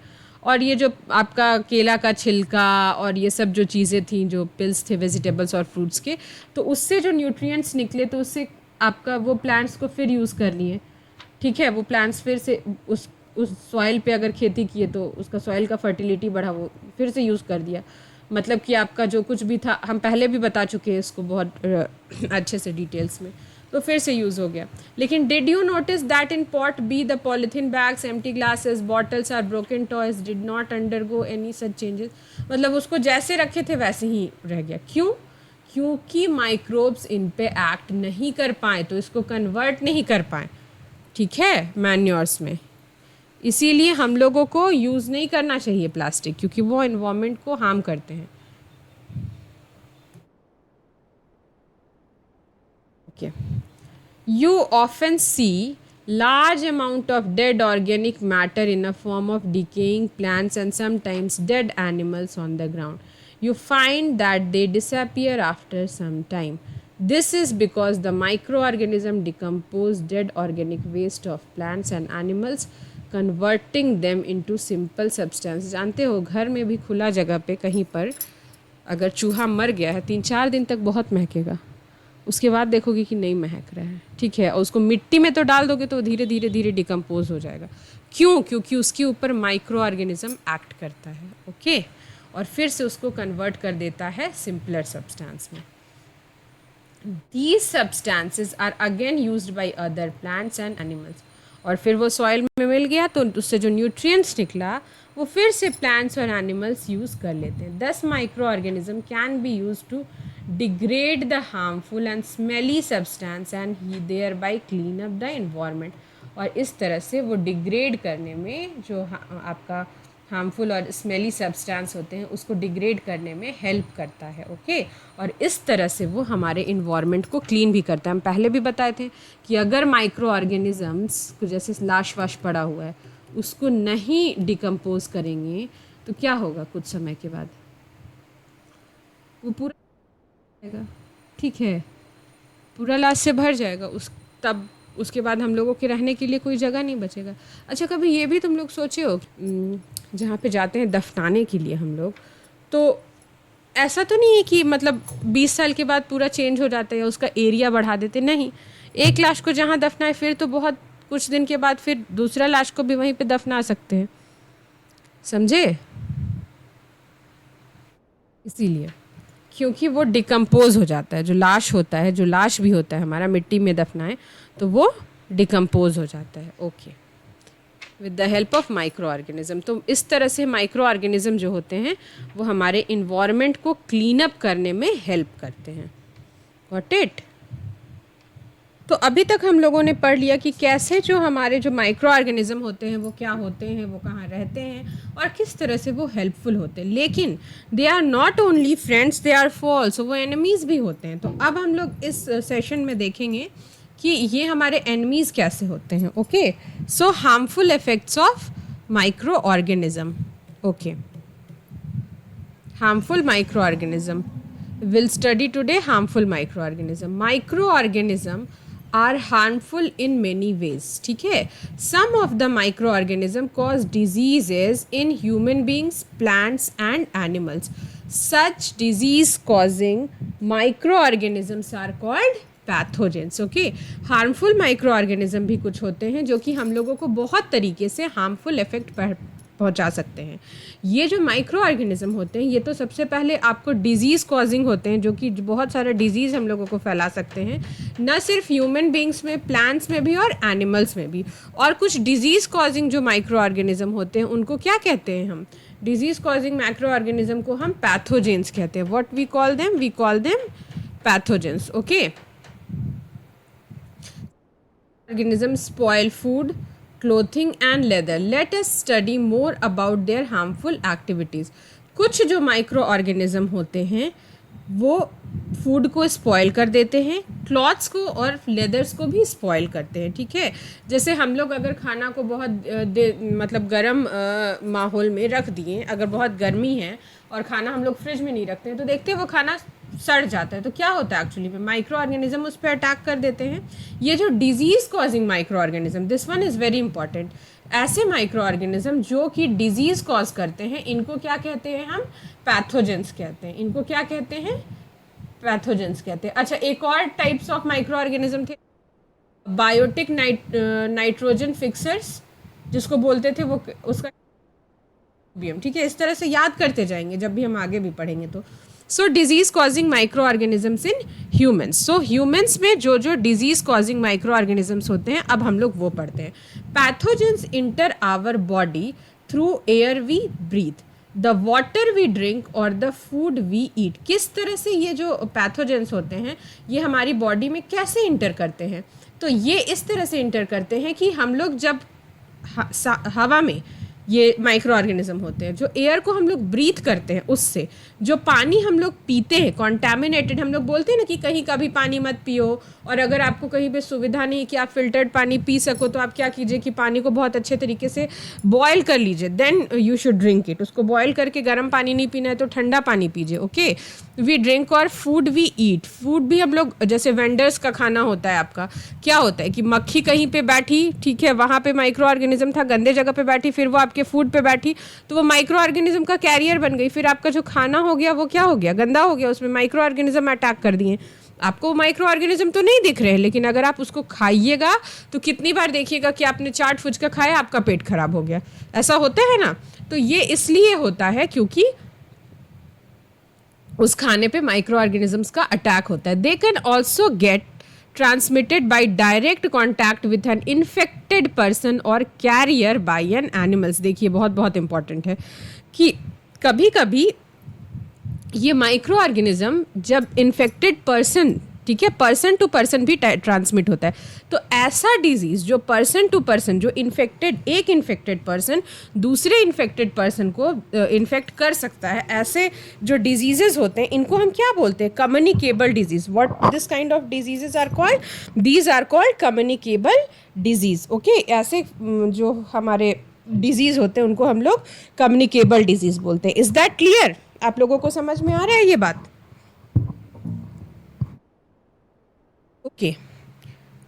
Now, microbial disease that can spread from an infected person to a healthy person through air, water, food or physical contact are called communicable disease. ऐसे microbial diseases जो कि infected person से healthy person में होते हैं through air, water और food और physical contact. ये किस किस तरीके से होते हैं? एयर से communicable. What are the carriers of communicable disease? Infected person, person to person, air, water, food और फिजिकल कांटेक्ट। ये भी दिमाग में रखिएगा। Okay, examples of some communicable disease are cholera, common cold, chicken pox and tuberculosis. These are some communicable disease. Okay, जिसको हम लोग नहीं बोलते हैं छूत की बीमारी, कि एक इंसान से दूसरे इंसान में टच से फैल रहा है। This is what communicable disease is. When a person suffering from common cold sneezes, fine droplets of moisture carrying thousands of viruses are spread in the air. अगर कोई इंसान, मतलब जिसको सर्दी ज़ुकाम है, ठीक है, वो छींकेगा तो क्या होगा? वो छींका तो बहुत सारा जो मॉइस्चर होता है, ड्रॉपलेट्स, वो क्या होगा तुम्हारा? वो वायरस जो होगा वो एयर में फैल जाएगा। तो ये जो वायरस है वो एक हेल्दी पर्सन, मान लो कि वो छींका, फिर तुरंत इंटर किया, ठीक है, तो उसको ब्रीथ कर लिया, तो वो भी इन्फेक्टेड हो जाएगा। इसीलिए हम लोग बोलते हैं ना कि अगर आप लोग क्लासरूम में या पब्लिक प्लेस में स्नीज कर रहे हो तो मुंह पे हैंकी रख लो, या फिर अपना जो शर्ट का वो होता है उसमें मुंह छुपा के करो। तो ये सब हमारा, या हाथ रख लीजिए। क्यों बोलते हैं? इसलिए ताकि इन्फेक्शंस ना फैले। द वायरस में enter the body of a healthy person while breathing and cause infection. और क्या होगा? ऐसे स्नीज हम लोग किए, वायरस हमारा बाहर, मतलब जो वायरस है वो हमारा स्प्रेड हो गया एयर में, और फिर वो एयर को कोई हेल्दी पर्सन ब्रीद इन किया तो क्या होगा? वो भी इन्फेक्टेड हो जाएगा। Is that clear? Okay. There are some insects and animals which act as carriers of disease causing microbes. Okay, कुछ हमारे इंसेक्ट्स ऐसे होते हैं और एनिमल्स ऐसे होते हैं जो कि किस तरह से एक्ट करते हैं? कैरियर्स की तरह, जो कि कैरी करता है, जो माइक्रो ऑर्गेनिज्म को कैरी करता है। उसमें तो नंबर 1 हाउस फ्लाई हो जाएगा, दूसरा मॉस्किटो भी होता है। Okay, will study it further. The flies sit on the garbage and animal excreta, pathogens stick to their bodies when these flies sit on uncovered food, they may transfer the pathogens. Whoever eats the contaminated food is likely to get sick. So it is advisable to always keep the food uncovered. हाँ, ऐसा होता है कि देखिए, एक मक्खी है, ठीक है, वो क्या हुआ, आपका गार्बेजेस पे, कूड़ेदान ये सब पे बैठी, या नाली का पानी आपका बह रहा है, ठीक है, वो बहुत गंदा होता है, उसमें बहुत सारा पैथोजेंस होता है, या एनिमल का एक्सक्रीटा, समझ रहे हो, पॉटी जो एनिमल का होता है, उस पर बैठी, फिर वो उड़ी, उसके बाद आपके खाने पे बैठ गई, वो मान लीजिए, तो क्या होगा? जो पैथोजेंस है, जो माइक्रो ऑर्गेनिज्म है, वो उसका पैर में लगा, ठीक है, या फिर उसके बॉडी पे स्टिक कर गया, फिर वो आपके खाने पे स्टिक कर गया, तो आपका जो फूड है वो क्या हो जाएगा? कंटामिनेटेड हो जाएगा और वो बीमार हो जाएगा। Okay, avoid consuming uncovered items of food. Another examples of career is female Anopheles mosquito. Okay, और इसलिए हम लोगों को जो अनकवर्ड फूड होता है उसको कंज्यूम नहीं करना चाहिए। अच्छा, एक एग्जाम्पल होता है आपका, जो मलेरिया फैलाने वाली जो मक्खी होती है उसका नाम होता है एनोफिलस मॉस्किटो। ये फीमेल होती है, फीमेल मॉस्किटो होती है। इसका नाम याद रखेंगे, which mosquito causes malaria? So the name is female anopheles mosquito. Okay, which carries the parasites of malaria plasmodium. जो पैरासाइट होता है, पैरासाइट किसको बोलते हैं? जो दूसरों की, पैरासाइट का मतलब होता है जो दूसरों पे डिपेंडेंट हो। ओके, उसको पैरासाइट बोलते हैं। Okay, now female aedes mosquitoes act as carrier of dengue virus. Female aedes mosquito, ये एनोफिलस जो होती है ना, ये देखो ना, यहाँ पे भी ना माइक्रो ऑर्गेनिज्म में भी औरत ही लोग बदमाश होती है, याद रखना। Is that clear? तो female aedes mosquito act as carrier of dengue virus. तो जो फीमेल एडिस मॉस्किटो होती है वो डेंगू वायरस को फैलाने में हेल्प करती है. How can we control the spread of malaria और डेंगू. और ये है बहुत इंपॉर्टेंट पॉइंट, इसको इनडायरेक्टली भी पूछ सकता है. How can we check the control, how can we check on the diseases like malaria and dengue, or how can we stop spreading of malaria and dengue. So here we come कि कैसे हम लोग इसको रोक सकते हैं. Okay, all mosquitoes breed in water. जो सारे मॉस्कीटोज होते हैं वो वाटर में ही ब्रीड करते हैं. 1 minute. Okay, all mosquito breed in water, hence one should not let water collect anywhere in cooler, tires, flower pot etc. आप देखते होंगे DD1 पे एक ऐड आता होगा बहुत पहले, जब हम लोग छोटे छोटे थे तो दिखाते थे कि कूलर जो हमारा होता है ना वो पीछे से खुला रहता है, स्पेशली वो जो टीन वाला कूलर होता है, तो उसमें पानी जमा रहता है, उसमें बहुत सारा जो मॉस्किटोज़ है आके बैठता है. या नाली को अनकवर्ड नहीं छोड़ना चाहिए, कवर रखना चाहिए. फिर आपका टायर्स में पानी, मतलब पानी कहीं भी कलेक्ट मत होने दीजिए क्योंकि उससे मच्छर बहुत ज़्यादा बढ़ता है. Okay, by keeping the surrounding clean and dry. हम लोगों को क्या करना चाहिए, हमारा आसपास जो है वो हमेशा पानी पानी नहीं, उसको क्लीन रखना चाहिए, साफ़ सुथरा. फेनाइल, डेटॉल वगैरह का यूज़ कीजिए और उसको ड्राई रखिए. We can prevent mosquito from breeding. Try to make a list of measures which help to avoid the spread of malaria. Okay, आपको क्या करना है कि लिस्ट बनाना है कि किस किस तरह से हम लोग जो मलेरिया है उसका स्प्रेड जो वो फैलता है उसको रोक सकते हैं. Okay, now this is one of that table, this is the table which I am talking about, that this one table is very important. This table is very important in this chapter. देखिए यहाँ पे बीमारी का नाम है, फिर micro organism का नाम है और मोड ऑफ ट्रांसमिशन है, और प्रिवेंटिव मेज़र भी है कि कैसे हम लोग इसको प्रिवेंट कर सकते हैं, कैसे हम लोग इसको बचा सकते हैं. ओके, कि मिज़ल्स किससे कॉज होता है, वायरस से होता है. चिकन पॉक्स मैंने आप लोगों को बताया था ना, वो टर्म आप लोगों को याद होगा, जो हम टर्म आप लोगों को दिए थे पिछली बार ही बताए थे कि किस तरह से आप याद रखिएगा कि किससे किससे क्या क्या फैलता है. ओके, वो CCC था ऐसा कुछ, तो याद रखिएगा. ओके, उससे आपको याद हो जाएगा. और ये मोड ऑफ जो ट्रांसमिशन है ना उसको लास्ट में ऐड कर लीजिएगा. Okay, now will move further. Common diseases affecting humans, their mode of transmissions and new general methods of prevention are shown in 2.1 table. 2.1 जो टेबल दिया हुआ है उसमें कुछ ये बता दिया गया है कि कौन सा डिजीज़ कॉजिंग बैक्टीरिया, मतलब कौन सा माइक्रो ऑर्गेनिज्म है जो डिजीज़ कॉज करता है. ठीक है, मोड ऑफ ट्रांसमिशन क्या है और उसके लिए जो प्रिवेंटिव मेजर्स हैं वो क्या क्या लिए गए हैं. Disease causing micro organisms in animal, जो डिजीज़ कॉजिंग माइक्रो ऑर्गेनिज्म होते हैं एनिमल्स में वो.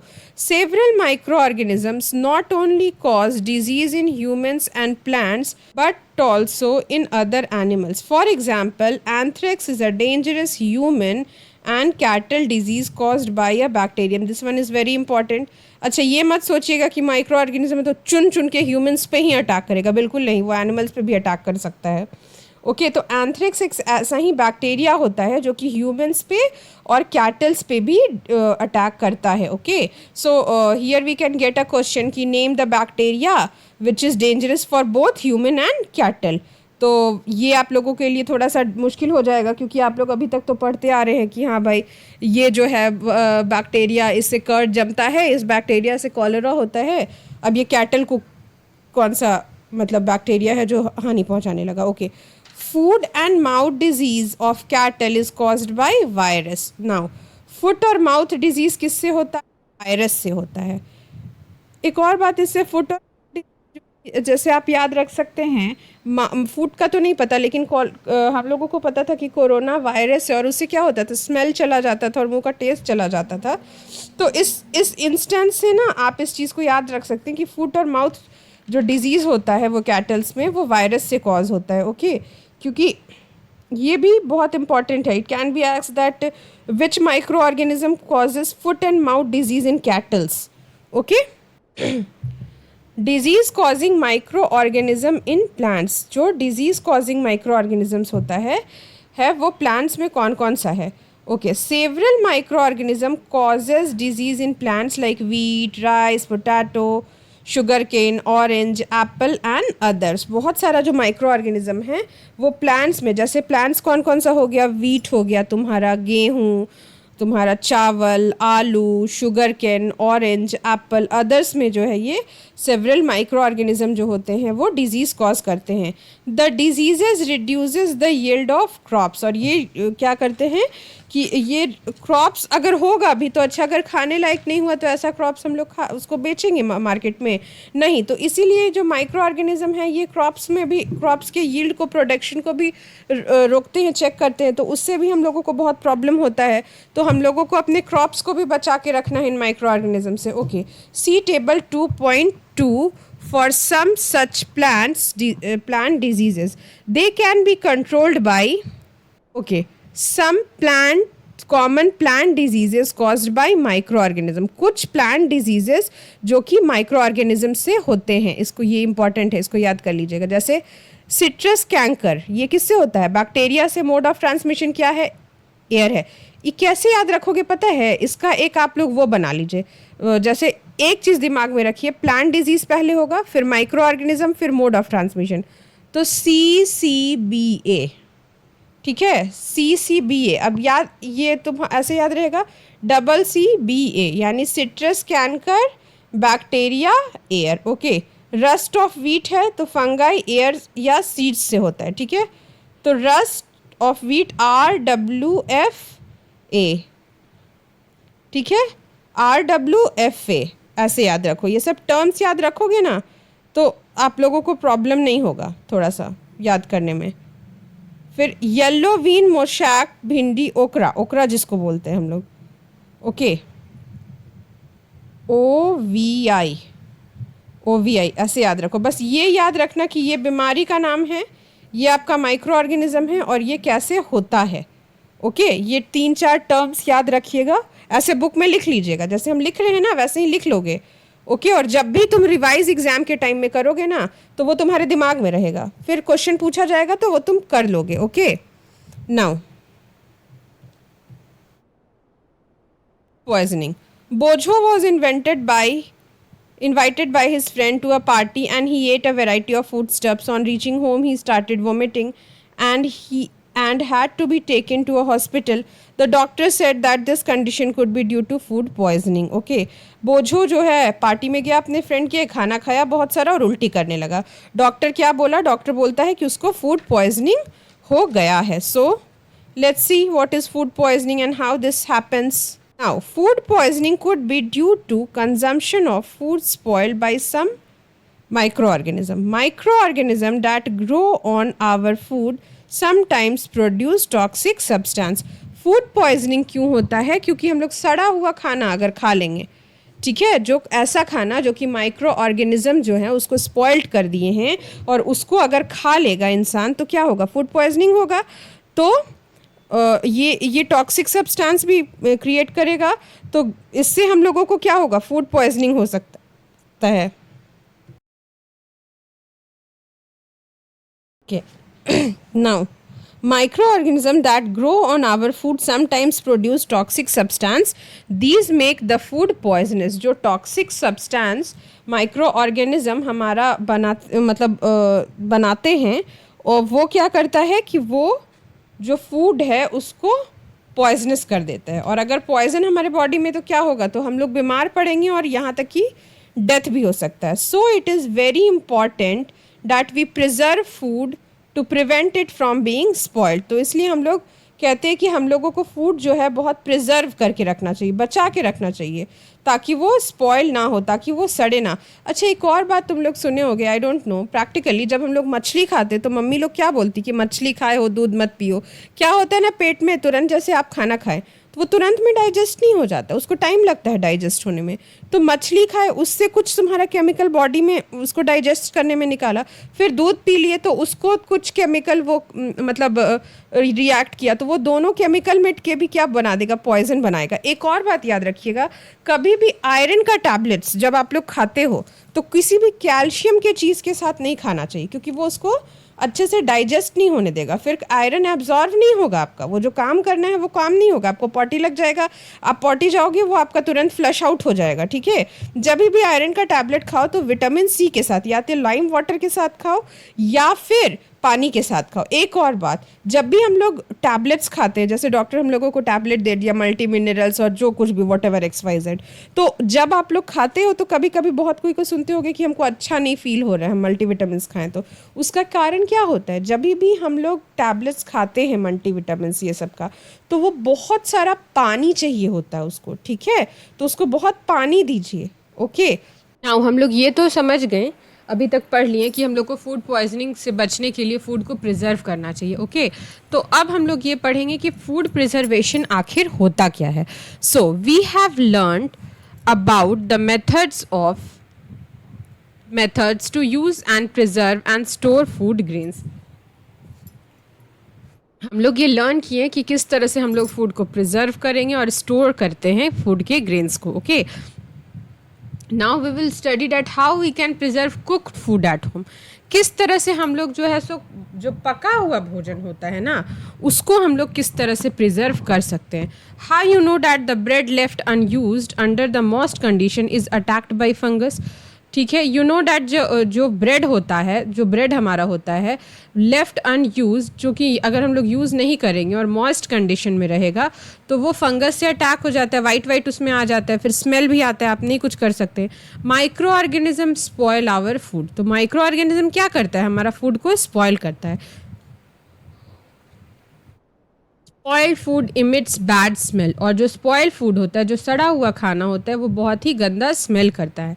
And has a bad taste and change colour, और उसमें जो उसका जो कलर होता है वो भी चेंज हो जाता है, और उसका जो स्मेल होता है वो भी बहुत ही बुरा स्मेल हम लोगों को मिलता है।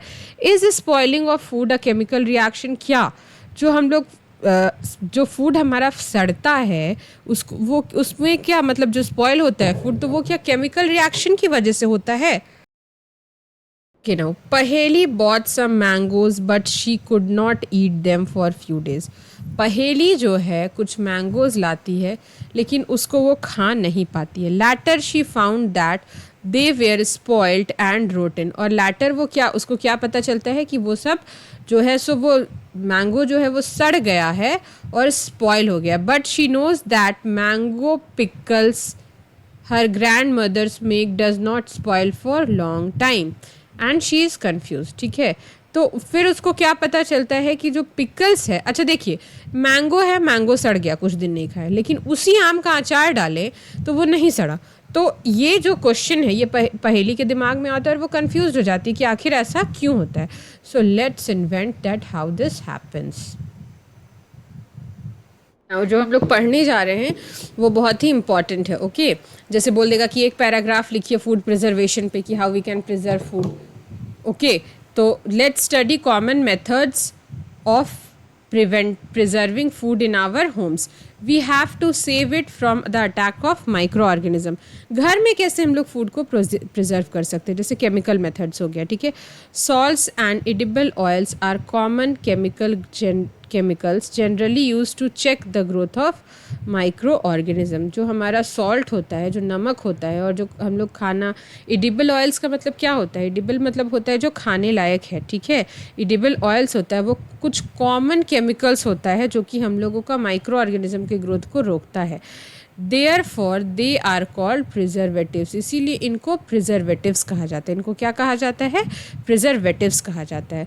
मतलब ऐसे जो चीज़ जो कि माइक्रो ऑर्गेनिज्म को ग्रोथ को रोकते हैं उसको क्या कहते हैं? प्रिजर्वेटिव्स कहते हैं। Okay, common chemicals which are used to check the growth of microorganisms in food items are called preservatives। you can say that we add salt or acid preservatives to the pickles to prevent the attack of microbes। हम लोग जो है salt और acid preservatives को pickles में, अचार में डालते हैं माइक्रोब्स की ग्रोथ को रोकने के लिए या माइक्रोब्स के अटैक को भी रोकने के लिए। Sodium benzoate and sodium metabisulphite are common preservative. Give Give two examples of common preservative. So what is this? Sodium benzoate and sodium metabisulfite. Okay, these are also used in jams, squashes to check their spoilage. और ये जो है ये किस में पाया जाता है? जैम्स में भी पाया जाता है और स्क्वासेस में भी पाया जाता है, उनके स्पॉइलेज को रोकने के लिए. ओके,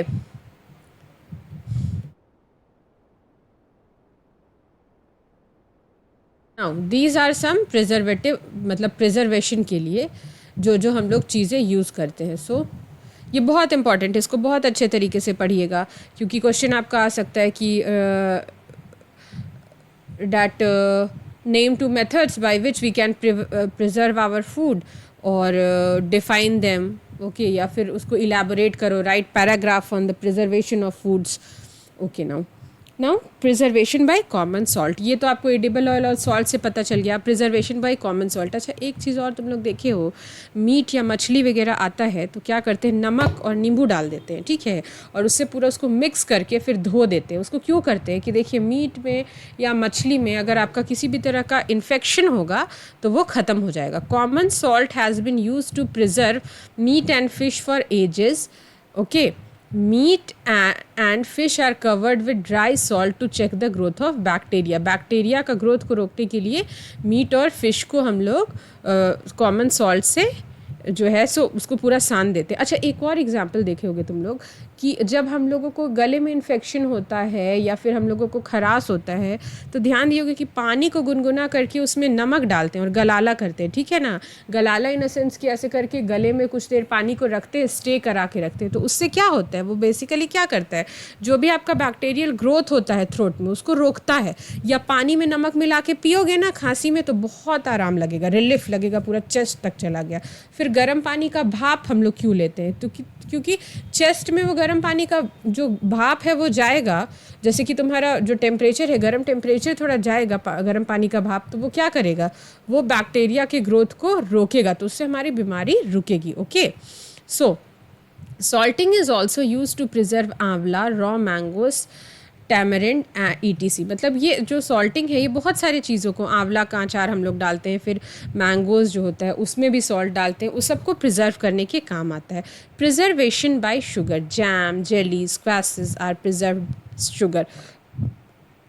जैम जो होते हैं, जेलीज जो होते हैं, उसमें शुगर बहुत ज़्यादा क्यों डालते हैं, तो ताकि वो क्या करता है कि मतलब जो शुगर है वो बैक्टीरिया माइक्रोब्स का जो ग्रोथ है उसको रोकता है. Sugar reduces the moisture content which inhibits the growth of bacteria which spoil food. जो शुगर होता है वो क्या करता है, शुगर मतलब जो शुगर होता है वो बैक्टीरियल ग्रोथ को रोकता है. Okay, preservation by oil and vinegar. Preservation by oil and vinegar. Oil और वेनिगर से हम लोग क्या प्रिजर्व करते हैं. Use of oil and vinegar prevents spoilage of pickles because bacteria can not live in such an environment. जो हमारा oil होता है या वेनिगर होता है वो जो पिकल्स होता है, जो आचार होता है, उसका जो स्पॉइलेज होता है उसको रोकता है. क्योंकि bacteria can not live in such environment. जो बैक्टीरिया होता है वो इस तरह के इन्वायरमेंट में नहीं रह सकता है. Vegetables, fruit, fish and meat are often preserve by this method. और हम लोग ऑयल और वेनिगर से क्या करते हैं, सिरका से, और जो तेल है उससे क्या करते हैं हम लोग, जो वेजिटेबल्स होता है, फ्रूट्स होता है, फिश होता है और मीट होता है, इसको भी हम लोग प्रिजर्व करके रख सकते हैं. कोल्ड ट्रीटमेंट मतलब गर्म और ठंडे का treatment. You must have observed your mother boiling milk before it is stored और यूज्ड. ठीक है, boiling kills many micro organism. आप हमेशा से ये ऑब्जर्व किए होंगे कि आपकी मम्मी जो है या हम ही लोग बहुत ज़्यादा मतलब दूध को बार बार खौलाते हैं. अच्छा, गर्मी के दिन में और ज़्यादा खौलाते हैं, ठीक है, क्योंकि गर्मी के दिन में जल्दी फटने का डर होता है, ठीक है, तो इसलिए जो बॉइलिंग होता है वो माइक्रो ऑर्गेनिज्म को किल कर देता है. ओके, तो टेम्परेचर से भी हम लोग जो है सो फूड को प्रिजर्व कर देते हैं. Okay, keep our food in the refrigerator. Low temperature inhibits the growth of microbes. हम लोग अपना खाना को और या फिर दूध को भी लो टेम्परेचर में रेफ्रिजरेटर में क्यों रखते हैं, क्योंकि लो टेम्परेचर जो है वो ग्रोथ को, माइक्रोब्स का जो ग्रोथ होता है उसको रोकता है. Okay, now will study the what is pasteurization. Pasteurization किसको बोलते हैं.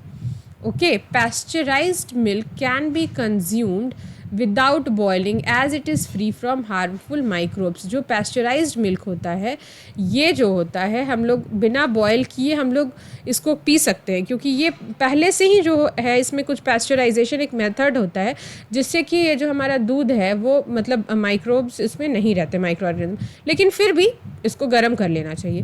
The milk is heated at 270 degree to 50 for 15 to 30 seconds and then suddenly chilled and stored.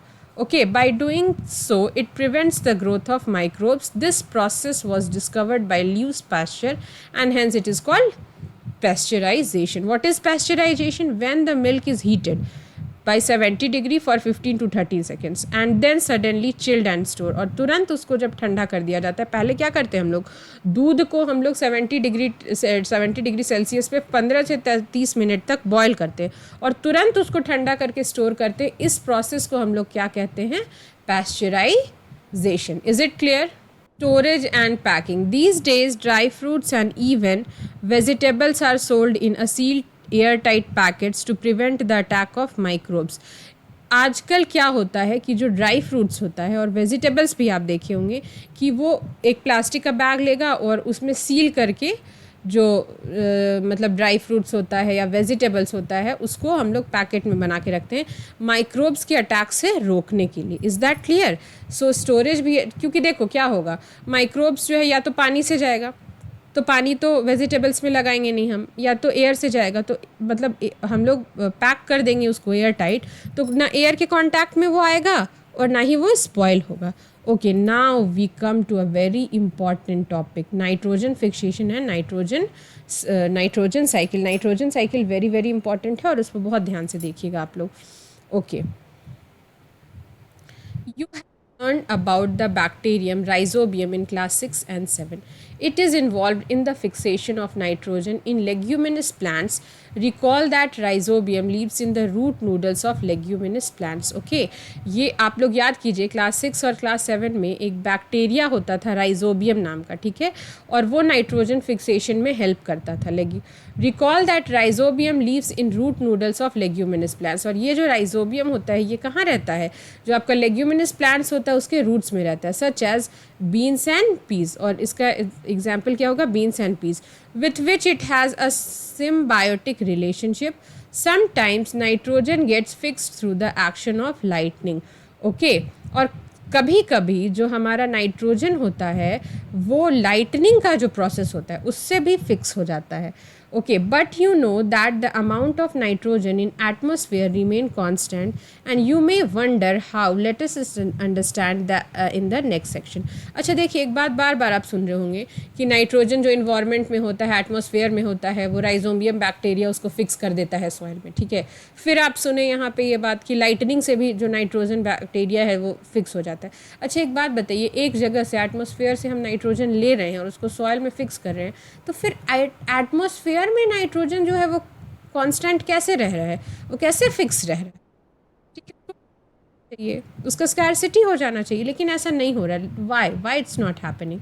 So let's study how this is happening. Okay, nitrogen cycle, I'll study nitrogen cycle. आखिर nitrogen cycle किसको कहते हैं? Our atmosphere है 78% of nitrogen gas. हमारा जो atmosphere होता है उसमें 78% नाइट्रोजन गैस होता है। Okay, nitrogen is one of the essential constituents of all living organism as part of protein, chlorophyll, nucleic acid and vitamins. जो नाइट्रोजन होता है उस वो बहुत ही एसेंशियल कंस्टिट्यूएंट होता है लिविंग ऑर्गेनिज्म के लिए। देखिए, जो भी हम लोगों को नाइट्रोजन प्रोटीन के भी पार्ट में है, क्लोरोफिल में है, न्यूक्लिक एसिड और विटामिन्स में भी वो बहुत इंपॉर्टेंट भूमिका निभाता है। Okay, so nitrogen is very very important. The atmospheric nitrogen can be taken directly,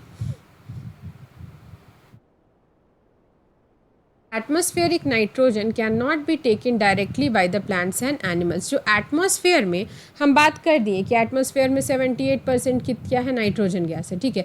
directly आप नाइट्रोजन गैस से एटमॉस्फेयर से नाइट्रोजन ले सकते हैं? नहीं, तो फिर तो हम लोगों को प्रोटीन भर जाता।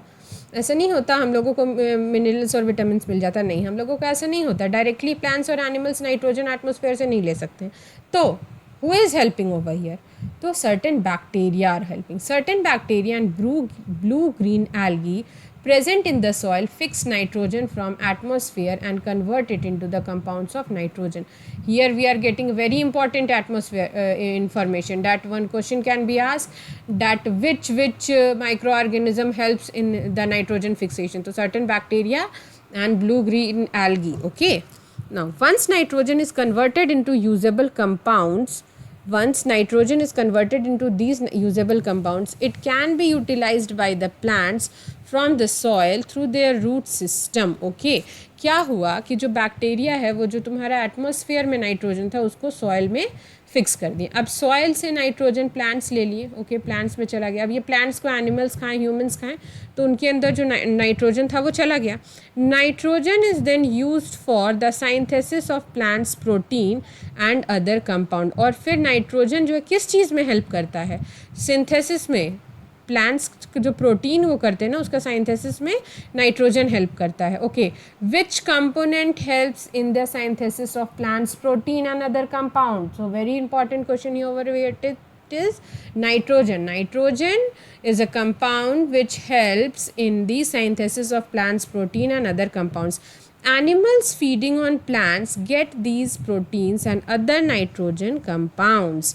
अब जो एनिमल्स ये प्लांट्स को खाते हैं तो उनको क्या मिलता है?